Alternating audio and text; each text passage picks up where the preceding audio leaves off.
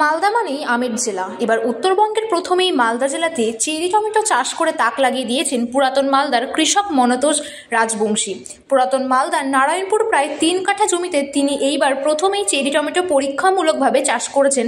বীজ নিয়ে এসেছেন শিলিগুড়ি থেকে। নেট সেটে চারা তৈরি করে পরে জানুয়ারি মাসে তিনি জমিতে সেই চারা রোপণ করেন। মার্চ মাসের প্রথম সপ্তাহ থেকে ফল তোলা শুরু করেছেন এবং এখন পর্যন্ত তা চলছে। তিনি আরও জানান, প্রতিটি গাছ থেকে অন্তত 10 কেজি করে ফলন হয়েছে। চেরি টমেটো সাধারণত লাল, হলুদ ও কালো রঙের হয়ে থাকে, তবে মনতোষবাবু হলুদ ও লাল রঙের চেরি টমেটো চাষ করেছেন। মালদা জেলা উদ্যান পালন দপ্তরের আধিকারিক সামন্ত লাইক জানান, এই টমেটো দেখতে সাধারণ টমেটোর থেকে অনেকটা ছোট হলেও আকারে এই চেরি টমেটো অনেকটা চেরি ফলের মতন। সাধারণ টমেটোর চেয়েও পুষ্টিগুণে ভরা। এই টমেটোর ভেতরে প্রচুর পরিমাণে অ্যান্টিঅক্সিডেন্ট, বিভিন্ন ধরনের কালার পিগমেন্ট থাকে, যেগুলি আমাদের হার্ট অ্যাটাক, ক্যান্সার, ডায়াবেটিস এই সমস্ত রোগগুলির প্রতিরোধ করতে সক্ষম। তিনি আরও জানান, এই টমেটো মূলত স্যালাড হিসেবে খাওয়া হয়ে থাকে। রেস্তোরাঁ ও হোটেলে চেরি টমেটো ভালো চাহিদা রয়েছে।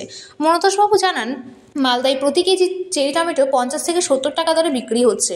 প্রথমবার চেরি টমেটো চাষ ভালো সংখ্যক লাভ দেখেছেন। আগামী মরশুমে তিনি আরও বেশি করে এই চাষ করার আগ্রহ দেখিয়েছেন। এছাড়াও মালদা জেলা উদ্যান পালন দপ্তরের আধিকারিক সামন্ত লাইক জানান, লাভজনক হওয়ায় এই চাষ আমরা মালদার বিভিন্ন প্রান্তে কৃষকদের মাধ্যমে ছড়িয়ে দিতে চাই। অচিরাচরিত সবজির মধ্যে এই চেরি টমেটো চাষ আগামী দিনে কৃষকদের আর্থিক দিক দিয়ে অনেকটাই স্বাবলম্বী হতে সহায়তা করবে।